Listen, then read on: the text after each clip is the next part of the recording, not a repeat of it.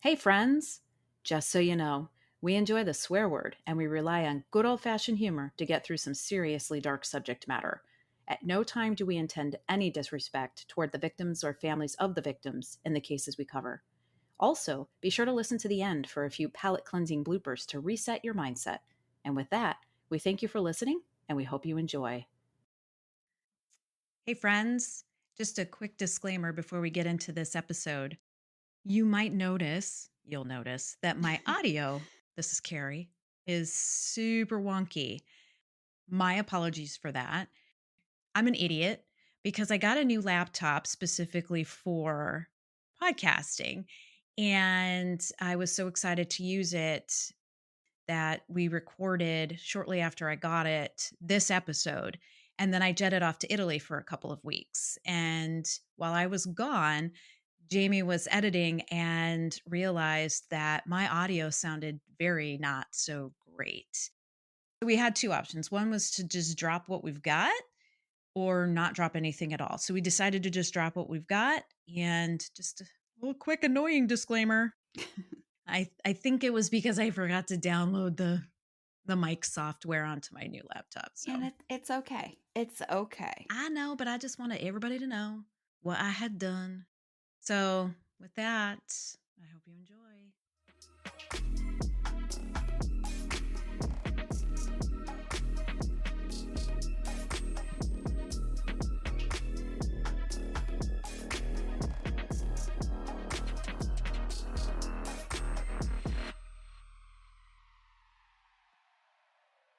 Hey, friends. Welcome to Crime Will Tell. I'm Carrie.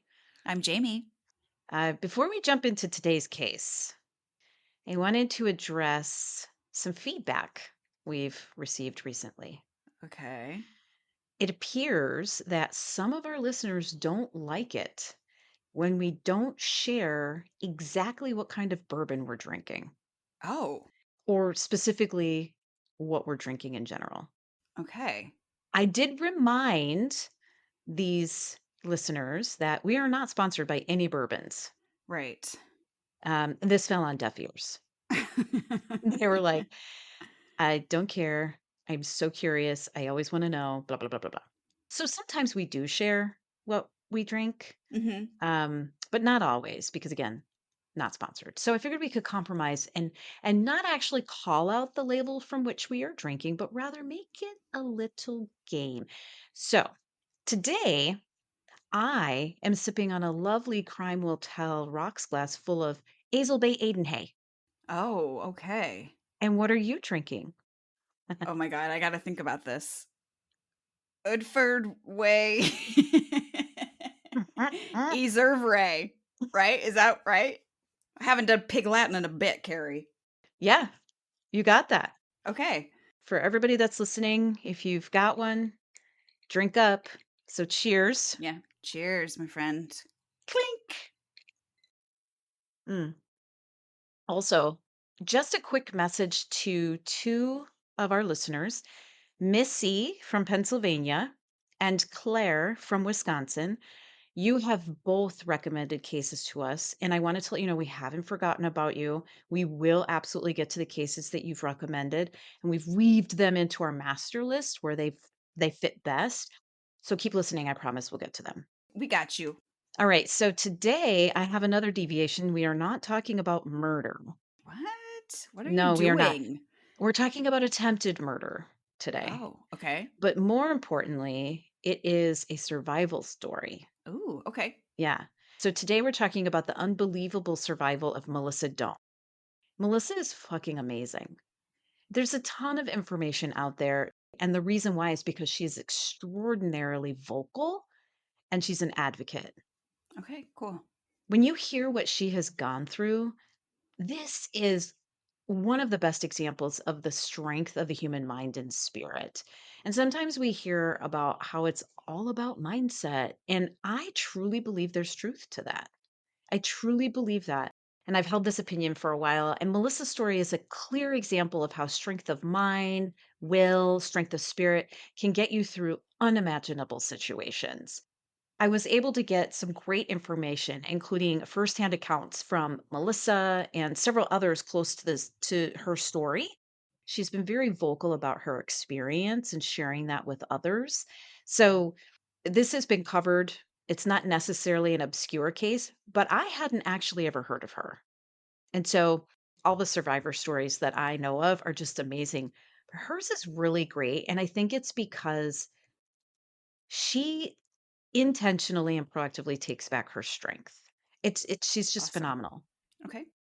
So we start in the middle of the night on January 24th, 2012. We're in Clearwater, Florida. Joanne Dome was woken from her sleep by a loud banging on her door.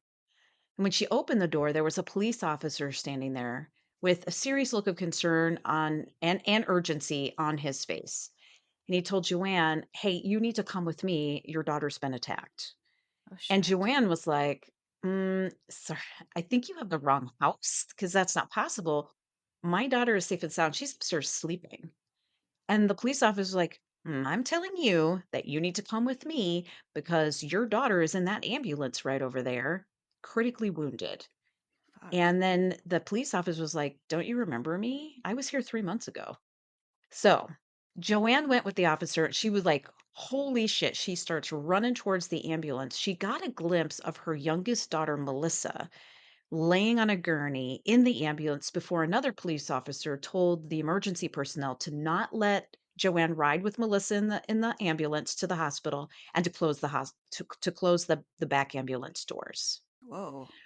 It wasn't until later that Joanne learned that the police officer, Officer Melissa Harris, wasn't sure if Melissa, Joanne's daughter, so we've got two Melissas here. Okay. The police officer that responded, the initial responding officer, her name is Melissa Harris. Melissa Dome is the survivor. Okay. So Officer Harris wasn't sure if Melissa would survive because Melissa was a fucking mess.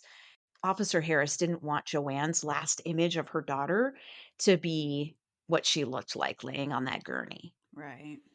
Wow. Melissa Dome was only 20 years old when she was loaded into that ambulance. Mm. And she attended Clearwater High School and had graduated a couple of years earlier and had always wanted to be a neonatal nurse and was going through nursing school while also volunteering at a local hospital to get experience. When she was in high school, she worked at the local Dairy Curl, which I think is like the local version of Dairy Queen, and Nice. it's Dairy Curl with a K, so Oh. super 90s.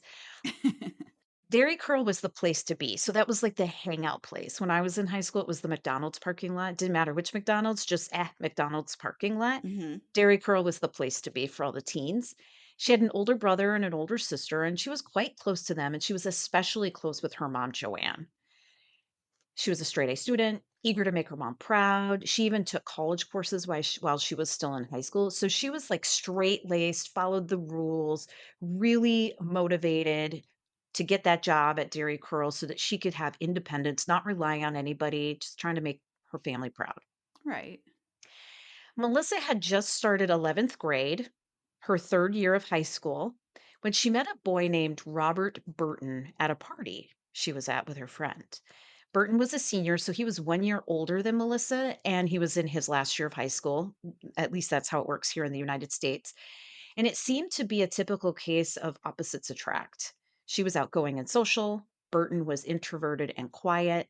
She had strong relationships with her family. Burton didn't. His parents Mhm. were divorced, both had remarried. Burton had two half brothers, and he just didn't have the kind of connection and familial relationships with his family as Melissa had with hers. Gotcha. By October 2009, Melissa and Burton had been dating for a few months by then when he asked her to be exclusively boyfriend and girlfriend. And Melissa was like, yes, absolutely.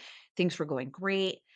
By this time, Melissa's older sister, Michelle, felt like it seemed like they were taking things a little too fast. And then it was the kind of situation where Michelle was like, ugh, they're always together. They're always all over each other. It's like, don't you have Gross. separate identities? Can't you do something without doing it with fucking Burton? And Michelle was just like, it was just too much. And it was like, ah, get a room kind of thing. Right. Well, Melissa and Burton's relationship was going really well until it wasn't. Ah. It all started when Burton lied to Melissa about smoking cigarettes. So Mm. one night, they were hanging out at home at Melissa's house, watching TV, snuggling on the couch. And Melissa had like leaned in and put her head on his shoulder and like snuggled up to him. And she could smell cigarettes on Burton. And she like kind of pulled back and she was like, "Why are you still smoking? I thought you told me that you had quit. You had promised that you had quit." And he was like, "What are you talking about? I don't smoke." And she's like, "Yeah, you do. I can smell it all over you. You smell like a cigarette." And then she's like, "How long have you been lying to me about this?" And at that moment, Burton fucking exploded on her. He started yelling at her, telling her that he wasn't lying, that it was none of her fucking business.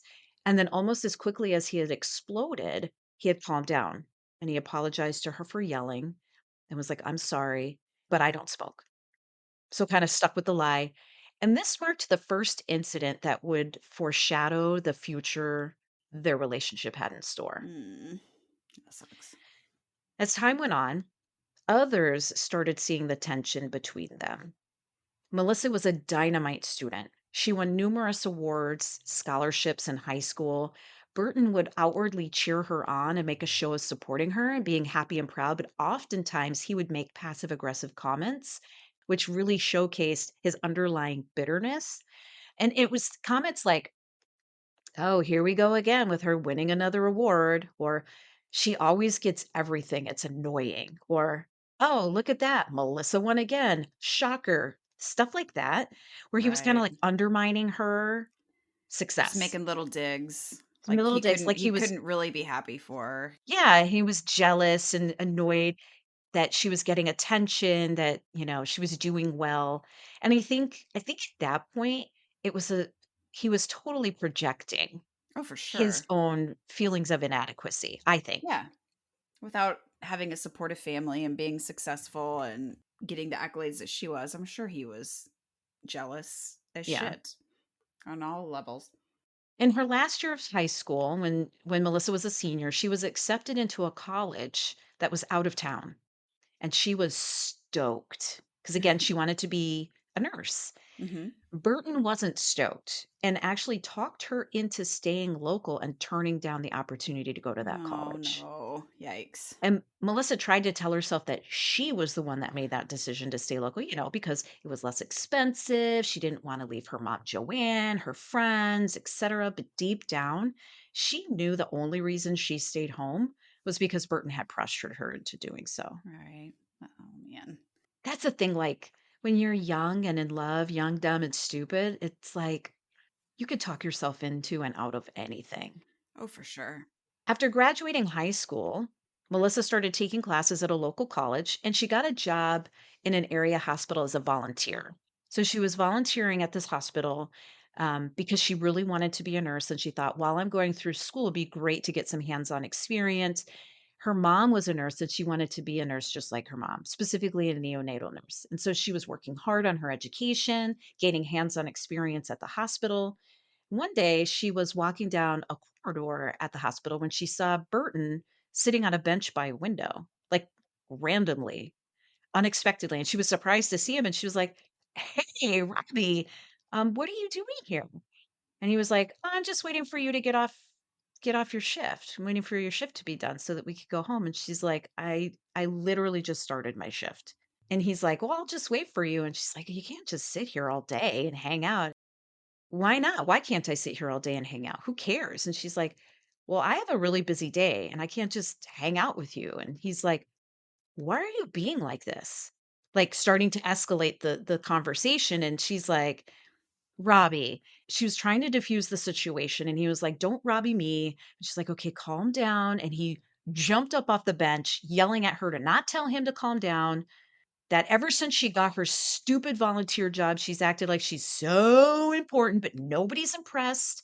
And he made enough of a scene and was loud enough that all the people, it was a busy corridor in the hospital. And it's like all the people that were walking by were able to witness and hear this exchange. And she was Mm. mortified. And Burton stalked off and she was just like, "Oh my God." And like, a supervisor came up to her and was like, "Are you okay? Like, I just saw what went down." And she's like, "No, I'm fine, whatever." And she, like, made an excuse for why it happened, that she did something, like, "Oh, it was my fault, whatever." Well, over time, it became commonplace for Burton to put her down. Just put her down, call her names, things like stupid, you're such a dumb bitch." He regularly told her she was crazy. Like, he's like, Really? "What are you you're fucking crazy, you're losing your mind." He kept extremely close tabs on her, knowing her every knowing her every movement, who she spent time with, what she talked about, what she was doing. I hate He that. regularly gaslit her and he would do something and she would be like, "Why'd you do that?" And he'd be like, "I didn't do that." And he accused her regularly of acting like he was an inconvenience to her. Do you know what I mean? Like, he would, Yeah. like, say things like, "Oh, I'm sorry. Am I bothering you?" And, like, to get validation from her to be like, "Oh, no, no, I'm sorry. I You're not love bothering me. No, I want you. you to hear I love you." Yeah, exactly. Ugh. He'd often end arguments with her by saying things like, "You're pitiful," or he'd be like, "Fuck off." I mean, like, Mm. that it's just he was verbally caustic to her enough that over time, she began to believe she really was the crazy one. She was the stupid one, the pitiful one. And their relationship kind of fell into this routine of things just being that way. Melissa thought, well, I guess this is just the way guys are. I guess this is the way relationships are. She didn't see the flashing signs as red flags for domestic abuse. She didn't even know domestic abuse was a thing. Google Melissa Dohme, Dohme. There's all kinds of videos and interviews with her and speeches that she has done. She is so fucking sweet. She is just like this beautiful little innocent butterfly that she's trust I don't want to say naive because she's a strong woman, but just very just sweet and caring and compassionate. And she's just like, we're like me, I'm a fucking bull in a china shop. She's just so demure and kind and just lovely, and you would just see that she oozes loveliness. And so I can understand how she wouldn't have, especially when she's 18, 17 years old, she's not going to see the signs, the warning signs of domestic abuse.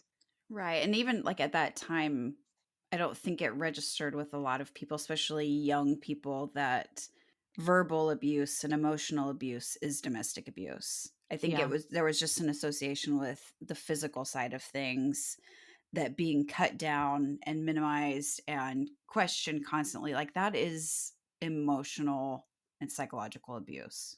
Yeah. And I think Burton was like her first serious boyfriend. So she didn't have anything to compare it to. She wasn't wise in the way of relationships and men and things like that. Right. By spring of 2011, Melissa and Burton had been dating for almost 2 years by then. Melissa's sister, Michelle, invited her to hang out with a few of their friends one evening at a bonfire on the beach, one of my ultimate favorite things to do. So Bert and Melissa joined, and they only stayed for a little bit. And it was because Melissa was the one that wanted to leave early. She had a big chemistry test early the next day, and she wanted to get a good night's sleep. And so as they were leaving, there's a group of friends there. And one of the friends brought up a really funny story that involved Melissa's ex boyfriend. Now, Melissa has dated before, but she hasn't been in long-term relationships like she was with Burton. And Melissa was like immediately on edge because she knew Burton hated any mention of her ex-boyfriend. He was super fucking jealous and she was like, "Oh my god." So she navigated her way out of the conversation, was hoping, okay, maybe nothing will come of this. And as she and Burton were walking across the beach back toward their car, Burton was, walking behind her and kept giving her what's called flat tires. Do you know what I'm talking about? Where you step on the heel of the shoe and it pulls your shoe off. And you're like, Mhm. "Stop it, knock it off." And you put the shoe back on. Now you got fucking sand in your shoe. And well, he kept doing that. He kept giving her flat tires. And she was like, "Robbie, stop. You're hurting my ankle. And when you do that, my heel." She asked him to stop several times. He didn't. So she started to run and he started chasing her. She's, running, kind of climbing, running up a little hill to the parking lot from the beach, and she got to the very top of that little hill and she went to turn around and tell Burton to like, "Stop chasing me. You're like starting to scare me." And it was at that moment that Burton forcefully like shoved her down back down the hill, Oh, causing her to shit. fall back down the hill. And she got this huge scrape on her calf, like blood, like it just a bloody like injury on the back of her calf. I guess back of her calf is an oxymoron. It would be her calf. And instead of helping her, Burton ran away from her back towards their friends and told them that she had fallen and needed help. So the friends got to her and she was like, "He pushed me." And Burton's like, "I didn't push you. Why are you lying? Why are you telling lies?" Oh my And then he god. stalked off. So, and Michelle had come running because she was there, Melissa's sister, and she's like, "Melissa, you really shouldn't be in a relationship with this guy anymore. Like, this is not good. This is not the way it's supposed to be. He's not good for you." Yeah. And Melissa heard her. Like she's like she knew what Michelle was saying was legitimate, but she didn't really listen because she continued the relationship. But everything between Melissa and Burton changed after that push. And it just got much more toxic and unstable over time, their relationship. Burton started playing the old-fashioned, "I'll kill myself if you leave me." Oh god. And Melissa continued to stay with Burton because she was fearful of what he would do to her and to himself if she ever tried to leave because he kept saying, "I will kill myself, I will kill you, and I'll kill myself." Wow. Melissa's family continued to tell her that she should break things off with Burton because he was hurting her. That was not how loving relationships were supposed to be. They were very concerned about her welfare and safety.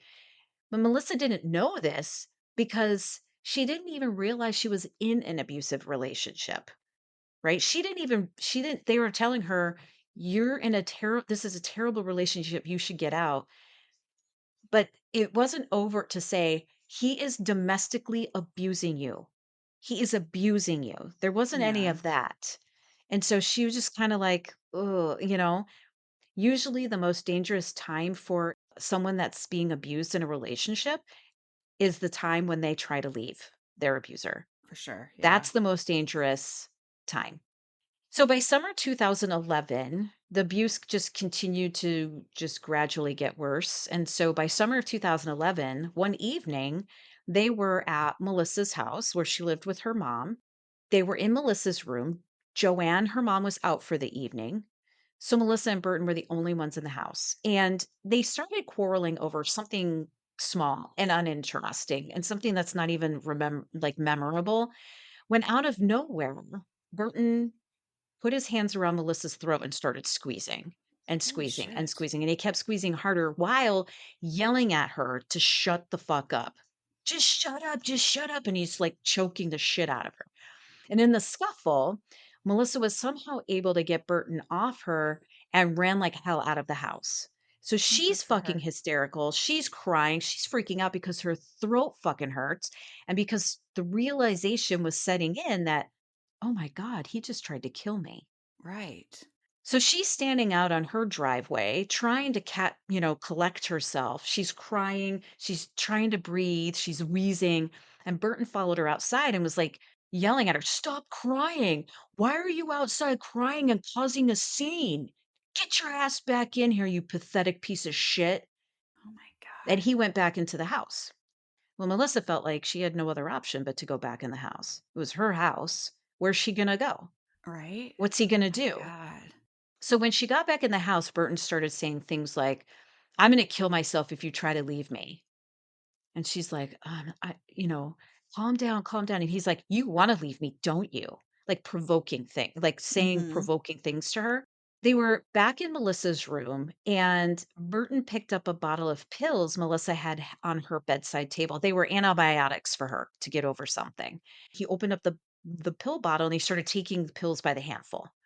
And Melissa's, like, screaming at him, like, stop it, you're gonna hurt yourself," because she was worried that he was, like, gonna fucking OD on these antibiotics and die in her house. She didn't Right. know. And as they were fighting and yelling and she was, like, trying to get him to stop taking the pills, Melissa followed Burton into the kitchen because Burton walked to the kitchen, where he grabbed a knife and, like, swung around at her and told her, like, "You can't leave me." I'm Oh like, my "I will god. kill myself if you try to leave me." She was like, "Robbie, my brother is coming home soon." And Burton's like, "I don't care. I'll kill him too. Jesus. And I'll kill your mom. And I'll kill you. And I'll kill myself. I'll kill everybody." She was like, "No, Robbie, I'm never going to leave you. I love you so much. I will never tell anybody that any of this happened." Like him putting his hands around her throat, trying to kill her. Like, "I Right. love you. Calm down. Everything's going to be fine." She was just like starting to go into like peacekeeping mode. Mhm. And she stayed. And their relationship continued and things continued on. And Melissa was doing everything she could to keep Burton happy. She's like, "Whatever I can do to keep him happy and calm is what I'm going to do." And Burton was like, "Well, the thing that really calms me is cigarettes. So if you could just get me cigarettes and just make sure I always have cigarettes, that'd be great." And so Melissa started buying them all the time for him, all the time for Burton to keep him happy and calm. And she felt trapped, like there was no way out.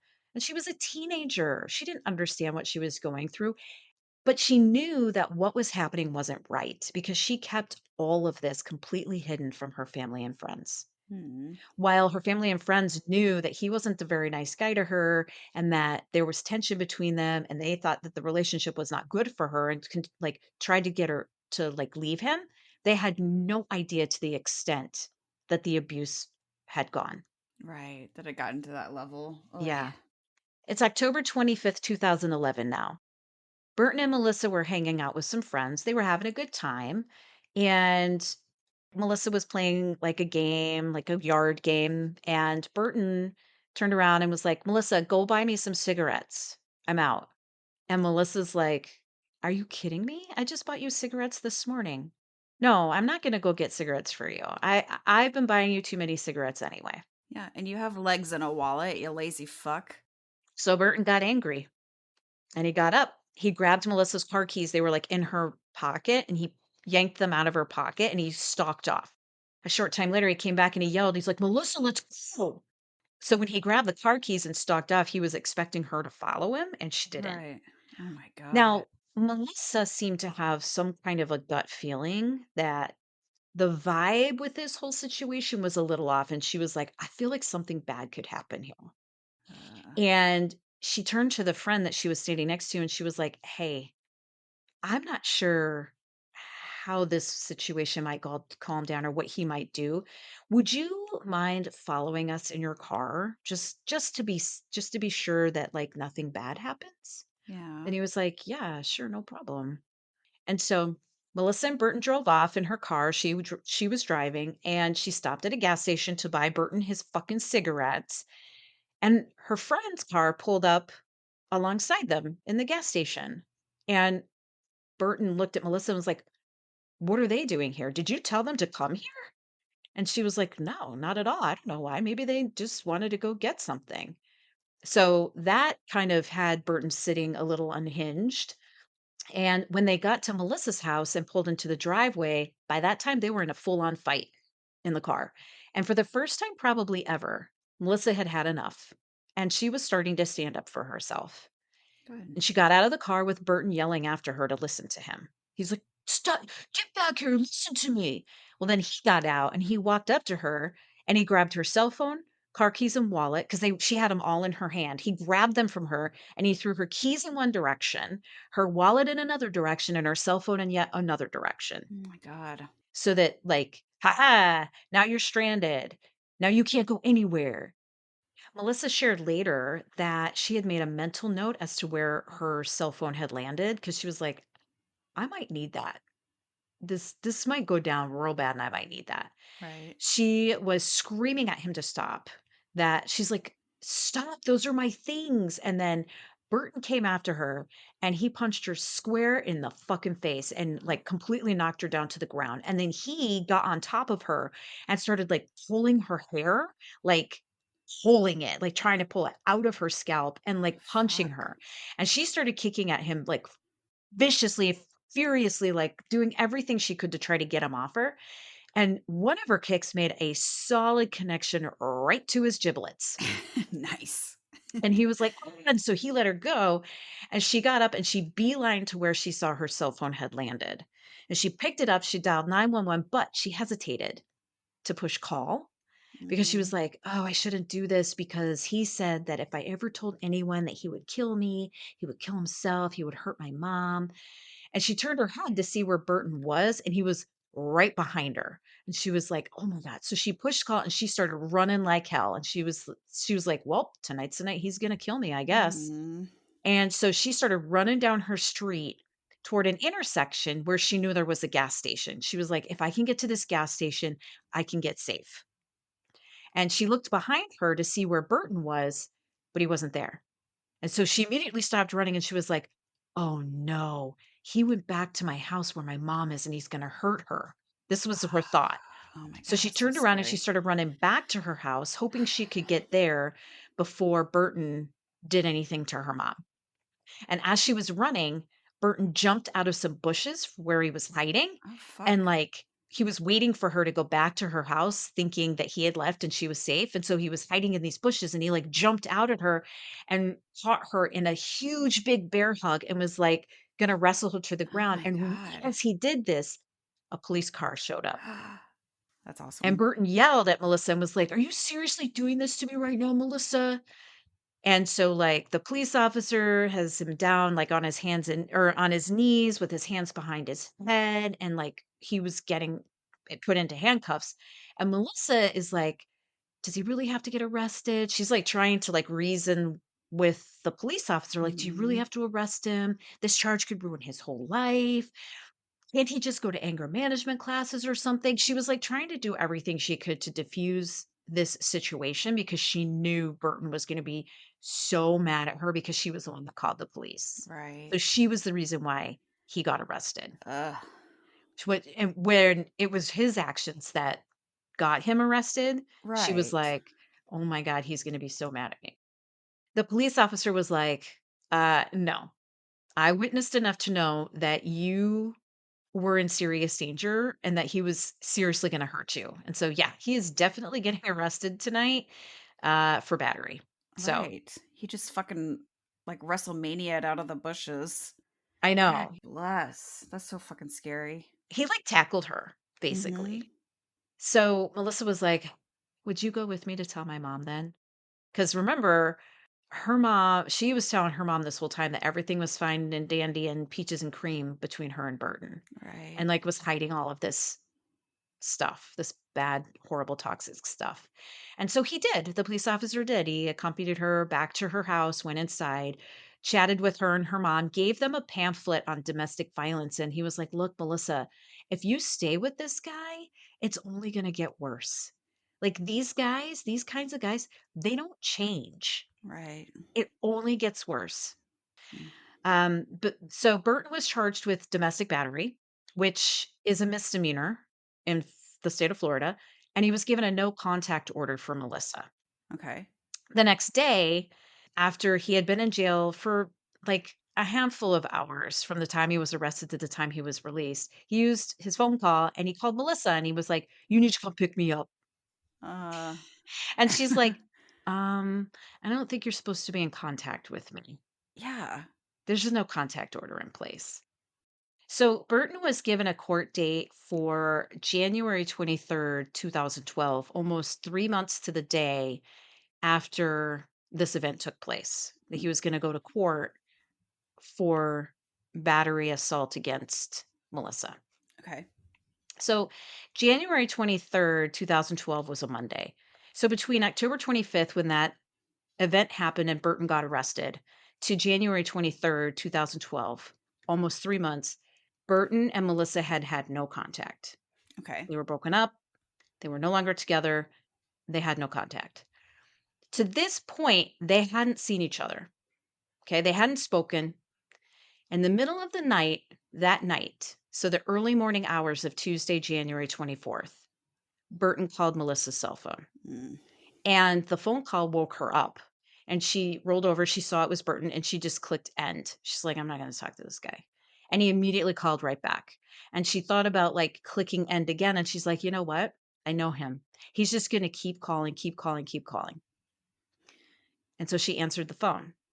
Now, one could argue, put your phone on silent, Or block the number. turn it over, block the number, and go back to Merry Sleepland, but She didn't because she's so kind. She's so kind. And so she answered it and she was like, "Why are you calling me? You shouldn't be contacting me. What do you want?"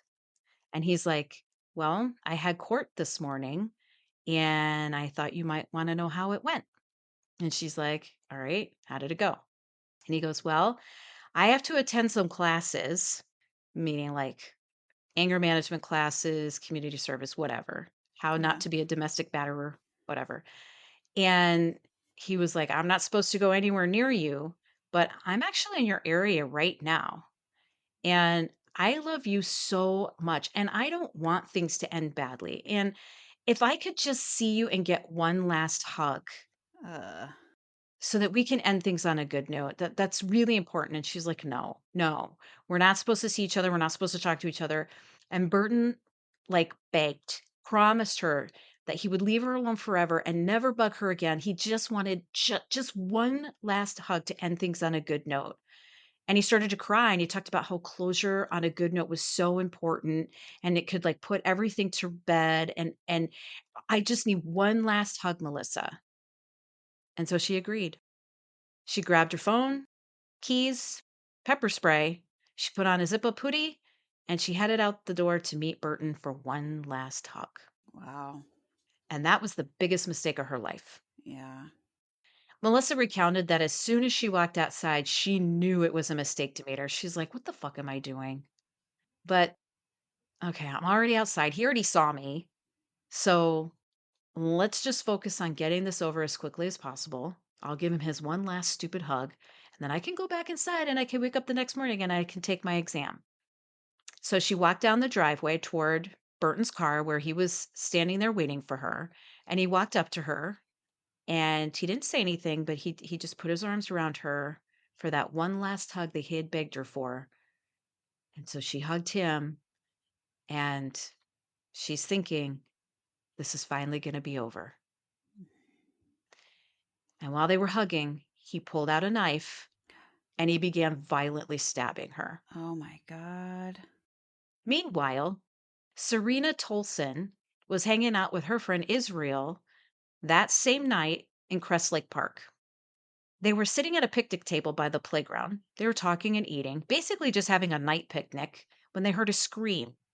And at first they thought, it's probably just kids playing. And then they were looking at each other like, at 2:45 in the morning? All I right. don't think so.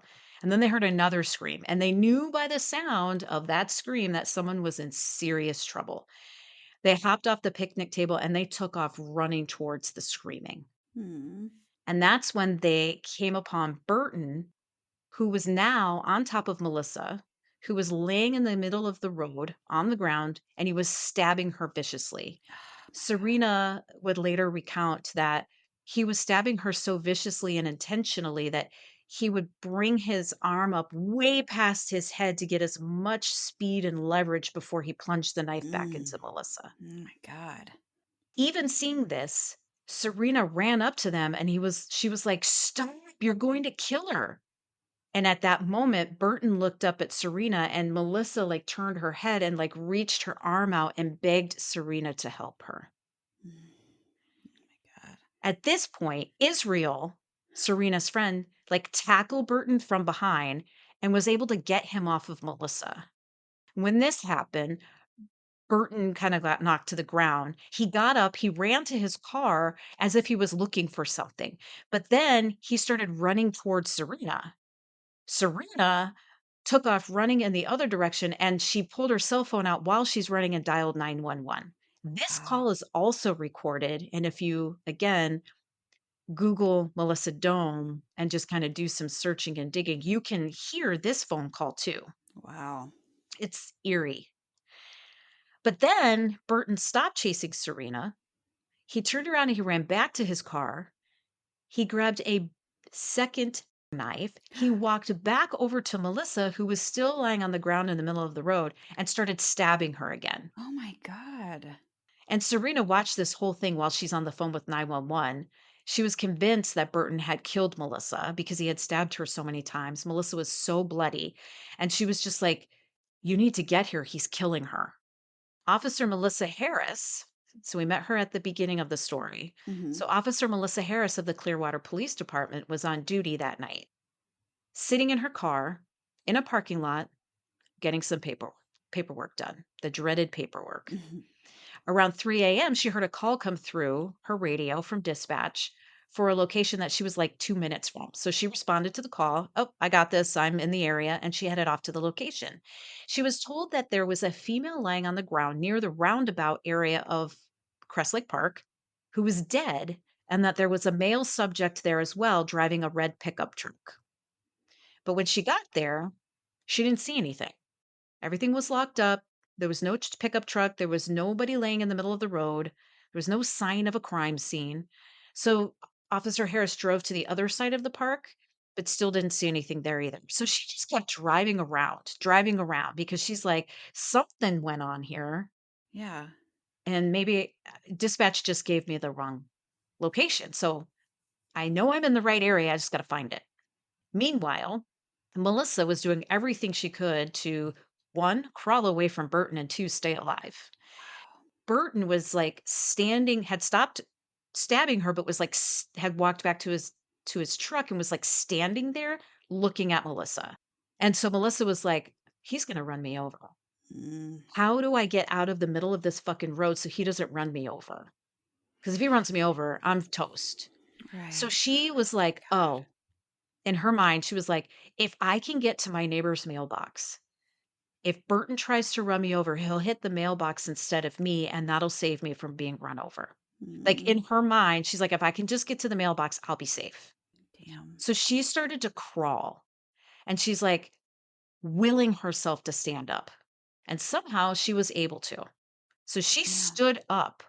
And Melissa's only explanation later, when she was giving her interviews for how she was able to stand up, was that angels carried her. She's like, I don't know. I don't know how I was able to stand up. And when Wow. she got to her neighbor's mailbox, she collapsed. She literally couldn't move anymore. She had no more control over her muscles.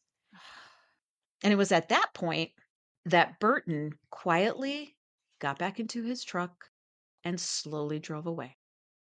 Because I think he thought when he saw her collapse by the mailbox that she was dead. Right. Man. Melissa, laying by on the ground by the mailbox, could feel herself starting to take her last breaths. So she said she just started to pray to God to forgive her for her sins. You know that like, "As I lay me down to sleep, I pray Mhm. the Lord my soul to keep, and if I should die before I wake, I pray the Lord my soul to take." And she started saying this, "Please God, forgive me for my sins." And it was at that very moment when she saw, or more accurately, like felt a spotlight on her, a light. And it was Officer Harris's spotlight from her patrol car. She had finally found Melissa. Oh, good. And when she got to Melissa, she found her completely covered in blood and stab wounds.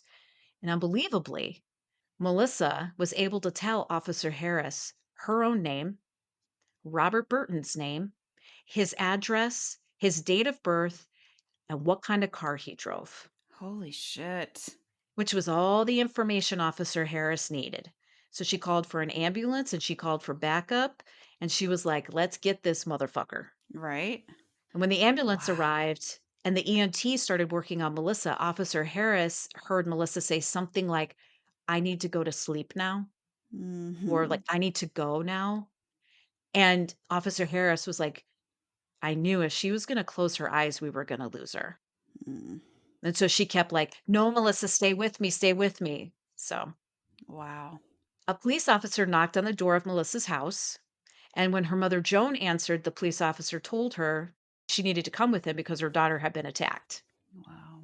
Remember, I think I said that at the beginning, right? Yeah, Yep. yeah. This was the same police officer that had showed up 3 months earlier in October with that battery when Right. he arrested Burton. With the So it was the pamphlet. same officer going, "Your daughter's been critically injured. This Mm. is what happens when people stay in abusive relationships," kind of thing. Yeah. When Melissa was in the ambulance, she remembers hearing someone say that they needed to call for a helicopter and that they needed to intubate her. And because Melissa was studying to be a nurse and she was volunteering in the hospital, she knew these two things together were bad news. So Mhm. she was like fully aware that she was in really bad shape, and then it was possible that she might die. She was aware enough to know the gravity of her situation. Right. When Joan got to the ambulance, again, like I said, Officer Harris wouldn't let her see her daughter. Yeah. And Joan would say, after the fact, like when during the interviews, she would say she kept repeating to herself, please don't take my girl. Please don't take my girl. Please don't take my girl. That was her way of like praying. Cameron Hill, a Clearwater firefighter, was on duty that night on Engine 47. Engine 47 was one of the fire engines that responded to the crime scene. And when they arrived on the scene, they were told to go directly to the landing zone because they were going to helicopter Melissa to the nearest trauma center, which was like a 6 to 10 minute flying time away. They chose a soccer field to be the landing zone, which was a couple of blocks away from the crime scene. And Cameron was the one that was responsible for setting up the strobe lights to allow the helicopter to land on the soccer field. Cameron was also interviewed, and he emotionally recounted that when he watched the helicopter take off after Melissa had been loaded, he knew he would see her again. He's like, "I've never met her before. I don't know who she is. She's just some random person that in my first responder career, I help get into a helicopter, but I just had this certainty in my gut that I would see her again." Hmm. When Melissa arrived at the trauma center, she was taken directly into the emergency room.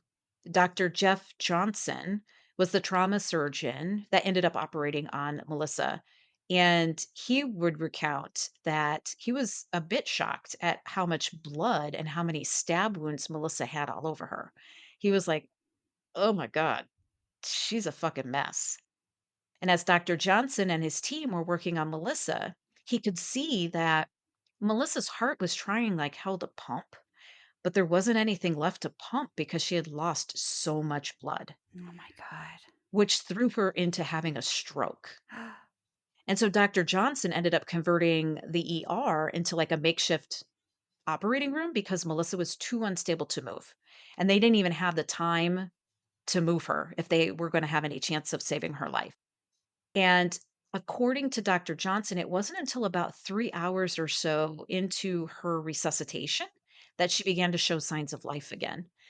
Melissa started squeezing Dr. Johnson's hand because he would continually be like, Melissa, Melissa, like trying to get her to like be consciously aware, Melissa. Mhm. And he said that she would start to squeeze his hand. Oh. And that's when he and his team knew that they might actually have a chance to save her. That night in the ER, Melissa had flatlined 4 times, Wow. and Dr. Johnson and his team were like, "Nope," and they kept bringing her back. They Mhm. never stopped. I mean, they coulda stopped any time she flatlines. You know, they could have been like, "Oh, time of death," but nope, they were like, "Nope, not on my watch." She received 14 units of blood. 14. Good god. Because they had to not only replace all that she had lost, but they had to keep replacing blood that was leaking out of all of her stab wounds. Right. Oh my god. One of the stab wounds she suffered was from her ear down to her throat and passed over her jugular artery that had been nicked.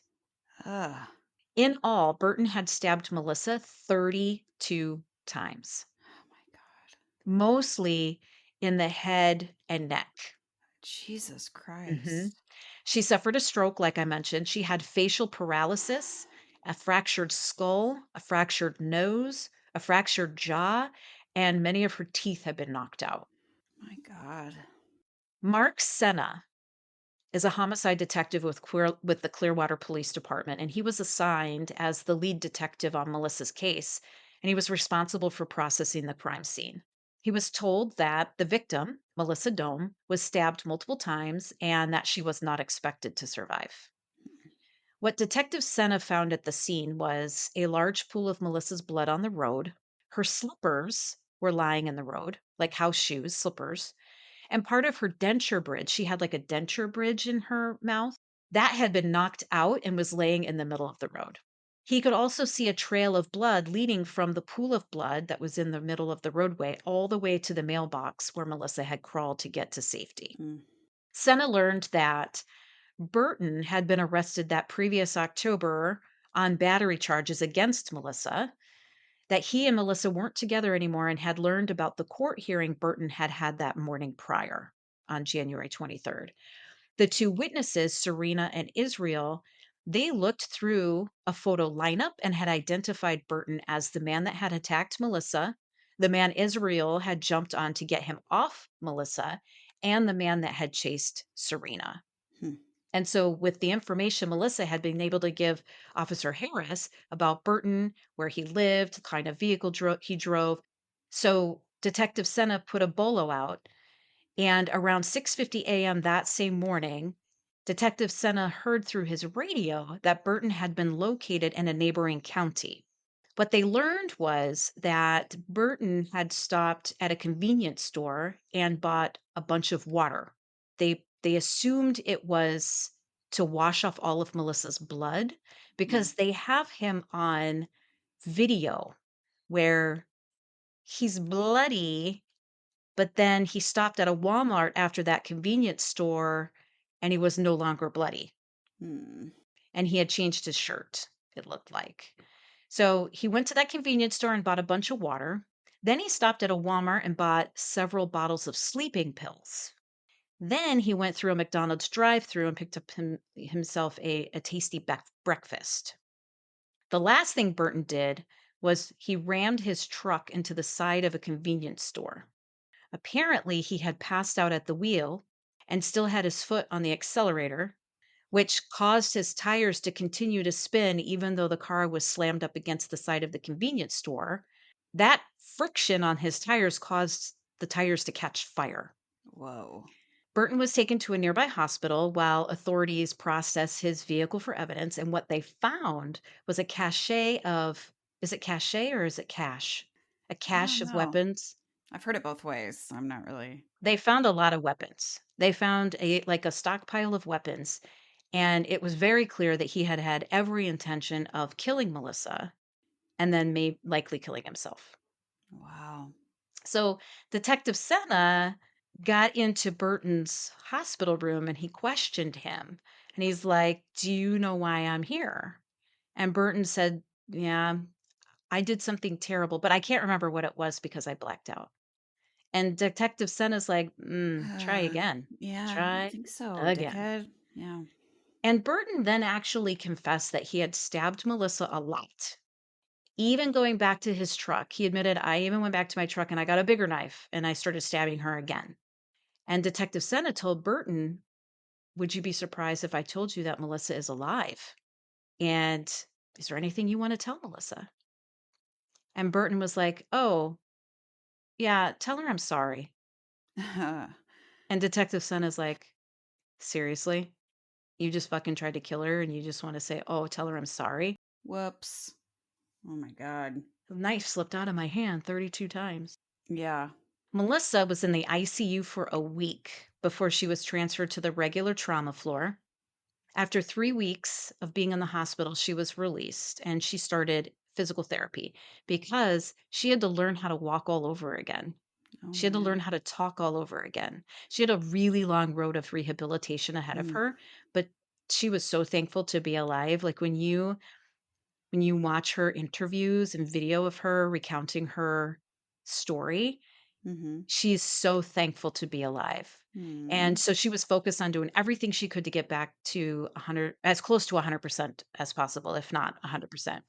What a What's fighter. interesting is that prior to Burton's relationship with Melissa, he had no prior criminal history. He had never gotten into trouble. He had never done anything that put him on the radar for anything like that.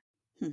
One would say he snapped, but I don't think he snapped because this was several years in the making throughout their relationship. He was breaking, I think, for a Yeah. long time. During his trial, his defense attorney, well, it wasn't a trial, it was like a court hearing. His defense attorney was using this fact that he had no prior criminal history to get a plea deal that would see him behind bars for only 20 years. Now, Melissa was only 20 years old. She died 4 times on the emergency room table. He meant to kill her. Yeah, and also at some point every criminal has a clean history. Right. They have to start somewhere. Yeah.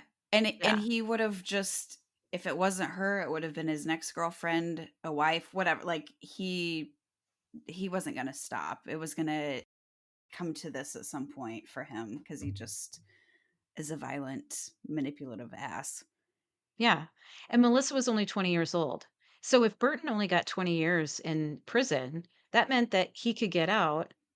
They'd only be 40 years old. He could come after her again. Right. Detective Senna was like, that's not safe for Melissa or any other woman that might get into a relationship Exactly. with Burton, kind of like what you just said.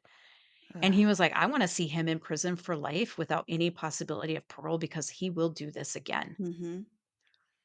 At Melissa's deposition, where she recounted the events of that early morning for Burton's upcoming trial, Serena and Israel showed up.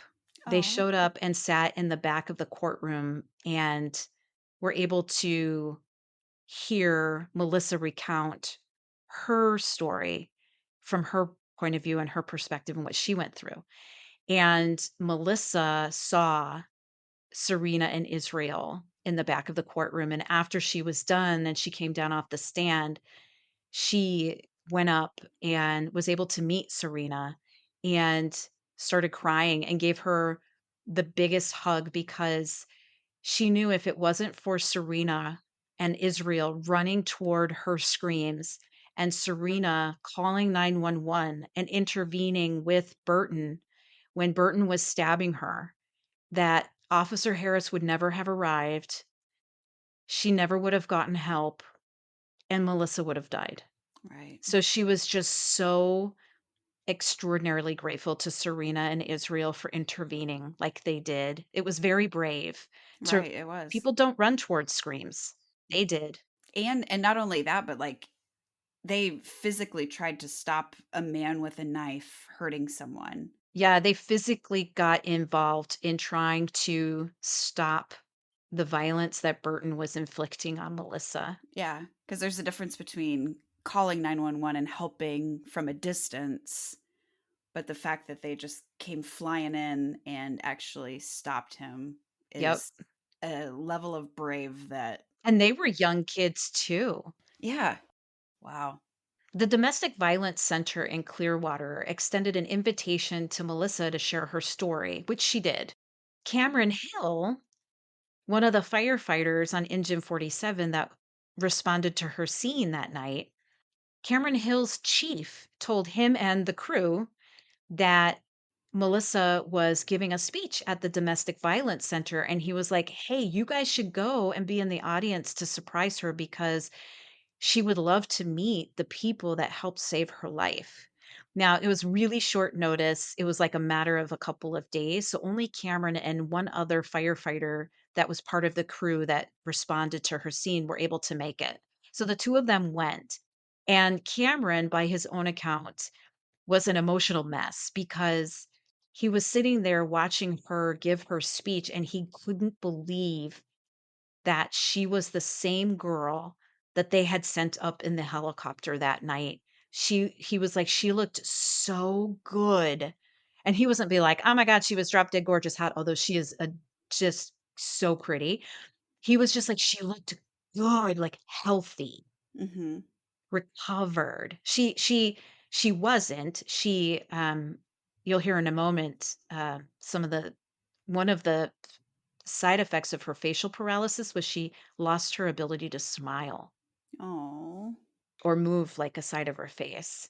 But Cameron was like, I couldn't believe how good she looked and that she was the same girl Hmm. that I found that night laying on the road. It was just so Melissa ended her speech and was told that they had a surprise for her and they called Cameron and the his fellow firefighter up on stage and introduced the 2 of these 2 men to her and said, "These are 2 of the men that were part of the crew on Engine 47 that saved your life that night." And she got really emotional and just gave them big hugs, and both Melissa and Cameron said that when they hugged on that stage, they both immediately felt a spark of chemistry. No, I knew they were gonna fall in I love. I know. could tell, I could It tell. it was like they were inexplicably drawn to each other, and Aw. so they started dating. They started dating out of this. But Cameron, I mean, you could tell, like, she had just been through serious domestic assault.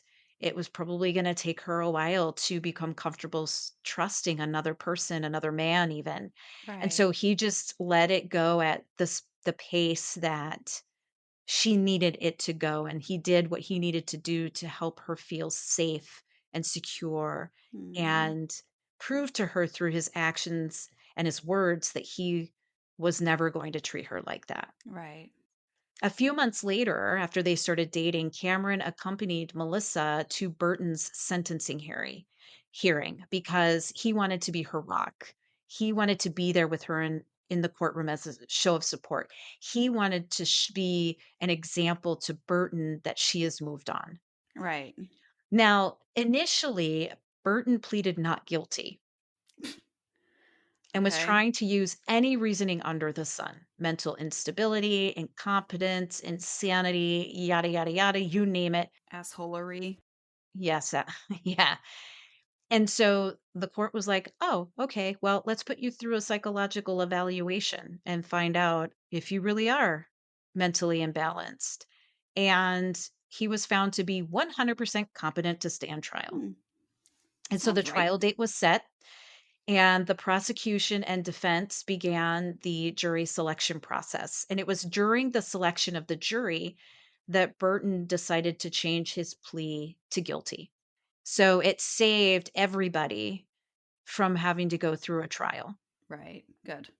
On October 21st, 2013, at his sentencing hearing, Melissa was able to give her victim's impact statement. And boy, was she a force to reckon with. She was powerful. She stood up tall. She was strong voiced and she fucking looked Burton right in the eye. And she didn't back down and she took back her control. She took back her life and she showed Burton that he had no control over her anymore, that she wasn't a victim, but a survivor.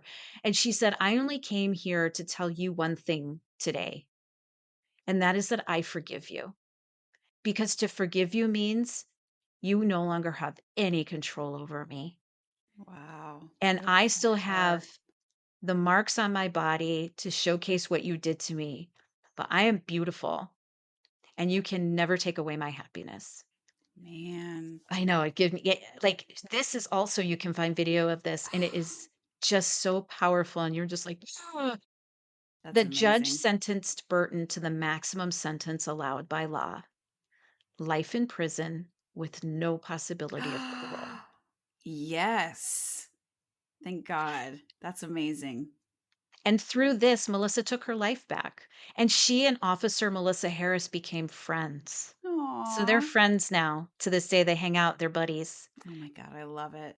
Cameron, by this point, knew he wanted to marry Melissa.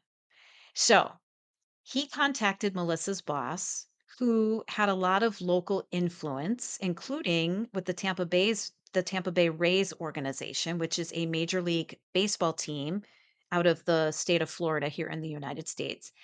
And he got her support to put together a proposal that involved the Tampa Bay Rays. Mm. So Melissa was invited to throw out the first pitch of a game in recognition of her work as an advocate against domestic violence. Cool. And when she was on the pitcher's mound, just about to get the ball to throw out the game's first pitch, she saw Cameron running out to her. Well, he was running out to her to present her with the ball that she was going to throw for the first pitch. And he got down on one knee and he like presented her the ball, which he had written on, "Will you marry me?" Aw. And they were married on March 4th, 2017. Oh, I love that. Melissa, she now works as an advocate for an organization called Hands Across the Bay. And this organization works to assist those that have been impacted by domestic violence to get back on the road to their independence and Cool. their recovery. And Hands Across the Bay actually was a really big help to Melissa, and that's how she learned about this organization. According to a story about Melissa on Hands Across the Bay's website, Melissa's family and friends had organized a benefit a few months after Melissa's brutal attack to help her pay for her substantial medical bills. Mm. Steve and Julie Weintraub, who are the founders of Hands Across the Bay, they had ended up donating a piece of jewelry to this benefit to raise money. Melissa, after the fact, went into the Hands Across the Bay offices to thank them personally for their donation and their help in helping her.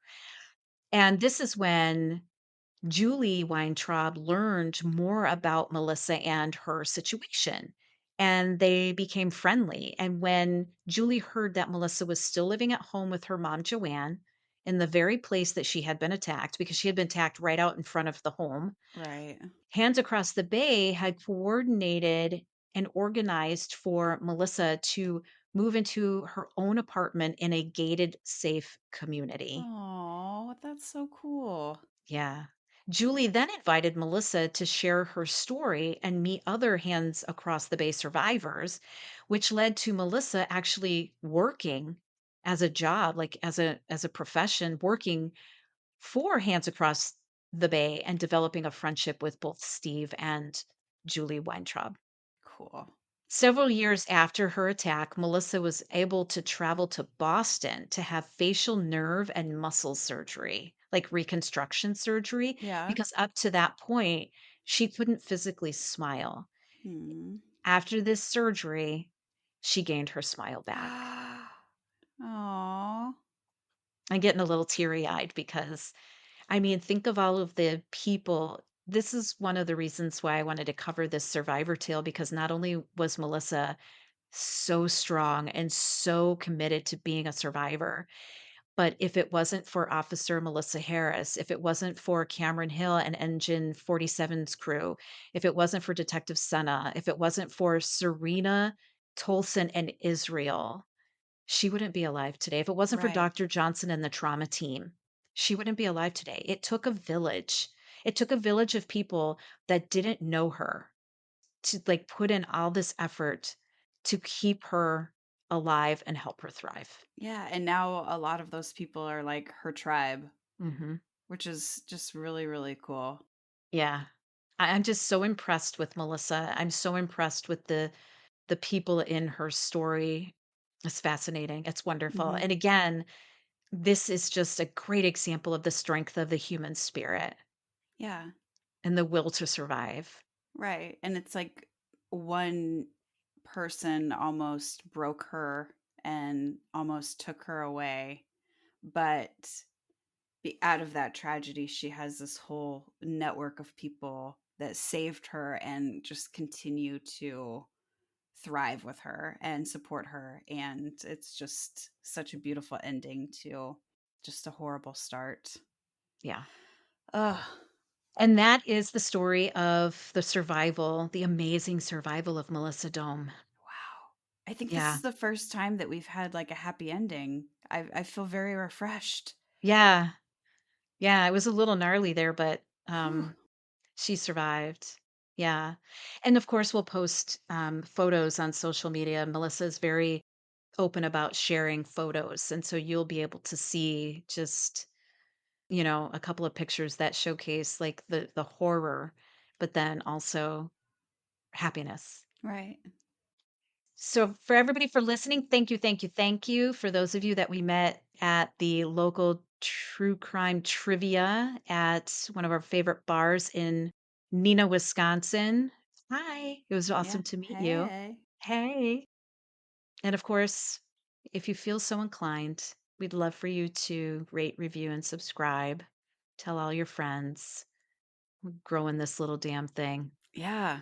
Because we've had a lot of people ask how they can support the show, and the best thing that you can do is just to tell people about it, share it, positive reviews and ratings. So it's going to draw other people in and hopefully get more listeners so we can keep doing this. So if you can do that, we would greatly, greatly appreciate it. I feel like that's not enough for people anymore because we keep saying that and they're like, "Yeah, but what else can we do? What else? What else?" And it's like, "Oh, you guys are so sweet. Yeah, you're We the love it." best. Yeah, Yeah, we're lucky. we're very lucky. Well, on that note, bye, James.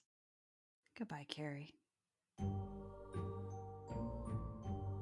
That was a fucking fun time. Yeah. Let's do it this way. He's in his undies. I'm so turned on. I'm gonna be so turned on. Okay. Weird. Do you hear the fucking ice cream truck man? Okay, we'll go rub that guy's sweet ass in the underwear in the other room. All right. Okay. Uh-oh, where did you go? Jamie.